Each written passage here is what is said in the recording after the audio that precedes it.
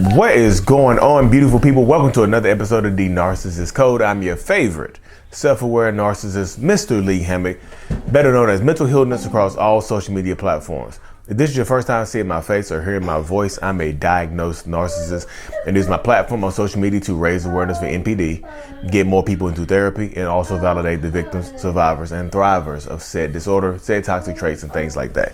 Today's episode is going to be about why are there so many communication issues? Why do you have communication issues in a toxic relationship with a narcissist or narcissistic person, toxic person, whoever you're dealing with?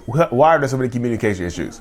So this is going to be from my perspective, the perspective of a self-aware diagnosed narcissist. I don't speak for all narcissists.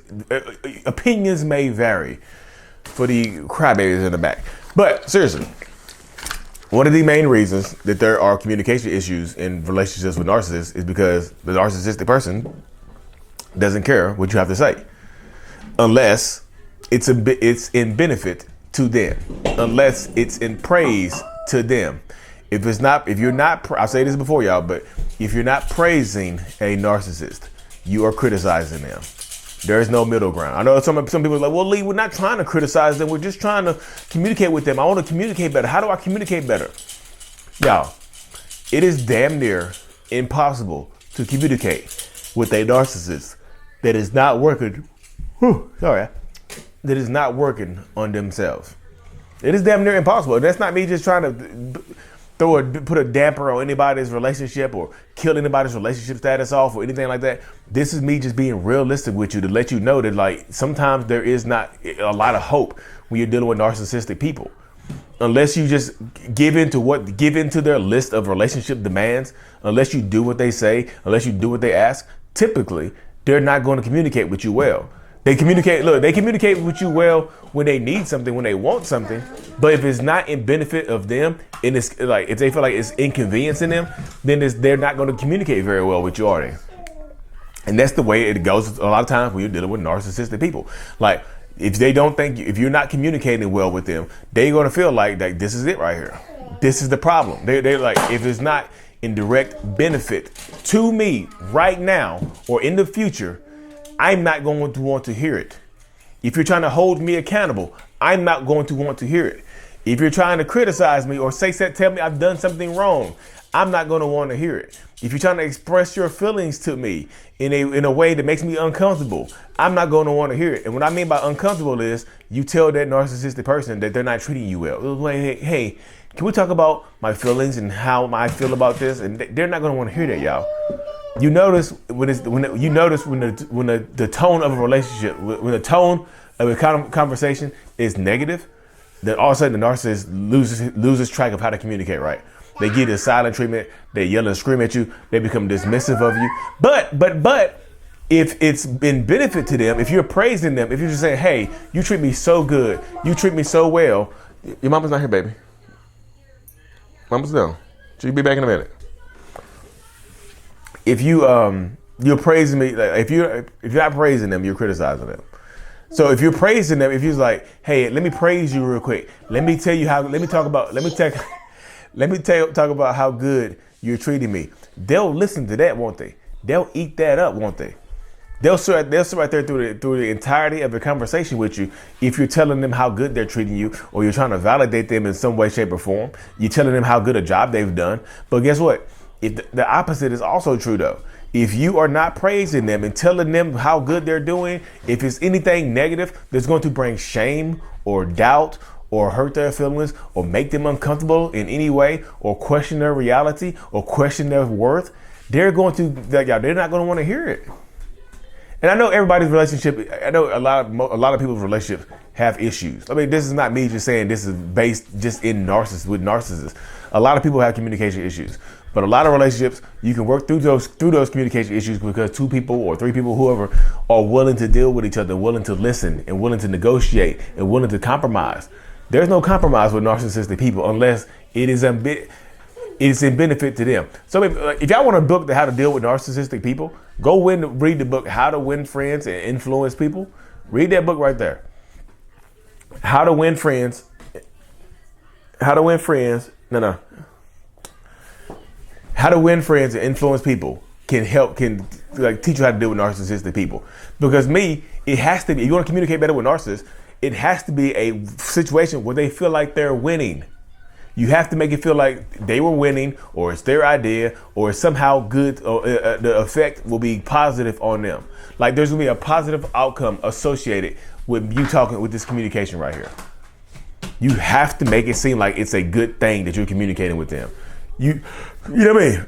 Or if something goes wrong, if they've done something wrong, you have to try to tell them like, oh, it's not completely your fault. You know, it's not completely your fault. You were, maybe you were raised different. Maybe things have happened differently and things like that. You know what I mean? You have to go about it that way right there. When you're dealing with narcissistic people, like they will do that right there. You have to, how to win friends and influence people. They teach you about win-win situations, win-win scenarios. You're winning, but you have to make it feel like they're winning something as well.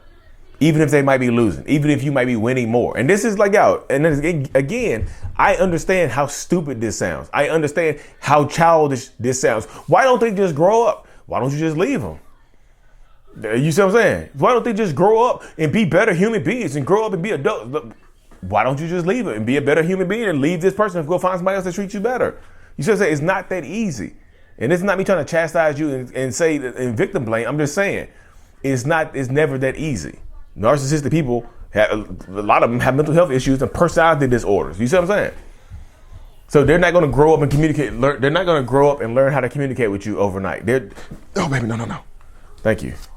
They're not going to grow up and she bought me my Remarkable 2 tablet where I keep everything, my ideas and stuff. They're not going to grow up overnight and want to communicate with you. They're just not going to do that, y'all. I just feel like a lot of people think this is going to happen overnight. They're just like, well, how much time does it take for them to grow up emotionally and learn how to communicate?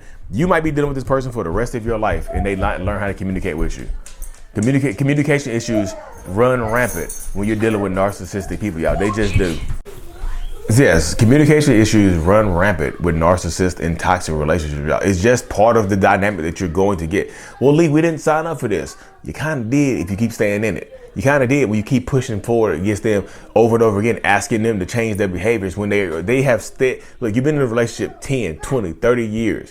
What makes you think right now that this person is going to change the way they communicate with you? What do you think is going to change? Well, Lee, you hit rock bottom. What does their rock bottom look like? Rock bottom looks different for every single person, y'all. It just looks different for every single person. And just because they hit rock bottom does not mean that they'll go to therapy and work on themselves and work on being better communicators with you. There's levels to it, y'all. There's just levels to it. It really, really is. Some people are not interested in communicating with you unless it's in benefit to them. And look, again, y'all, I'm not telling y'all to leave your relationships. I'm just telling you to understand that this might be the rest of your life. If nothing changes, ask yourself this question right here. If nothing changes for the rest of your life, nothing changes in this relationship, nothing. The communication is just the same. This is just the same. Everything else is just the same. Would you be happy in 5 years from now if nothing changed?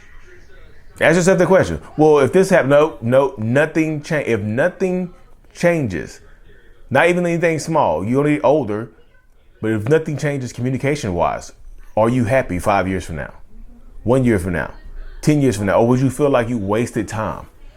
Damn, this really hasn't gotten better. I do feel like I wasted time. So look into the future, 10 years, and see that nothing has changed.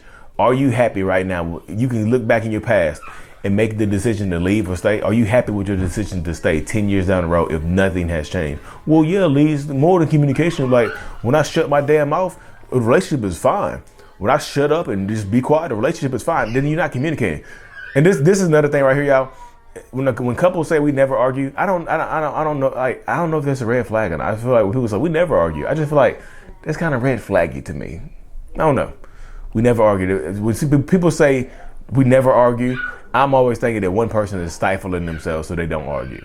And typically, when you get in toxic relationships, sometimes that happens too, y'all. It seems like you're happy because you never argue, but one or both of the people are stifling themselves to not agitate or set the other person off. You see what I'm saying?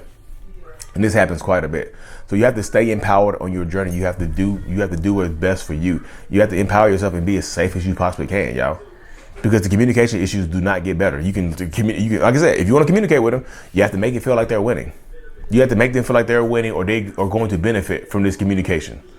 Because if it goes negative, if it goes sideways, if it goes to a different energy, a different level, they're not gonna want to hear it. They're gonna give you the silent treatment. They're gonna tell you to shut the hell up, or they're gonna rage out on you, or they're just gonna dismiss your feelings and make it sound like you're stupid, make you feel like you're too emotional, make you feel like you're weak for bringing it up, make you feel like you're just trying to cause some problems, ain't you? The choice is yours, y'all. Again, you have the choice to make for yourself. You're a grown adult, just like I am. With communication issues with toxic people, if they don't go to therapy, if they don't work on themselves, it does not get better. You cannot pray more. You cannot pray enough in a relationship to make them change their behaviors, make them communicate better with you, make them understand they hurt your feelings. You know what I'm saying? I know people can come out comment section. Well, Lee, somebody commented earlier, told me just pray more. You don't need therapy, just pray more. Y'all be killing me to just pray more, y'all. God is not. If I go just pray more and lay on the couch all day, you think God gonna change my life? I'm laying on the couch all day, not doing nothing. People are feeding me my meals. I'm not doing shit. You think God will be like, you know what? Let me go ahead and get this man a miracle. This lazy bastard on the couch, a miracle. No, faith without works is dead. It just is, y'all. That's just the way it is. Anyway, y'all, thank y'all for tuning into another episode. Like and subscribe for more. If you haven't already, get the Self-Love Journal on Amazon. And look, today is March 9th, 2023. I will be in Sydney, Australia on the 14th of March, 2023. So if you're in the Sydney, Australia area, shoot me an email, dearmentalhealness@gmail.com. I'll be at the Opera Bar at 4 p.m. on Monday, March the 14th. If y'all want to come through. The Opera Bar in Sydney on Darling Harbour. Thank y'all for tuning in. Like and subscribe for more. Mental Healness is out. Peace.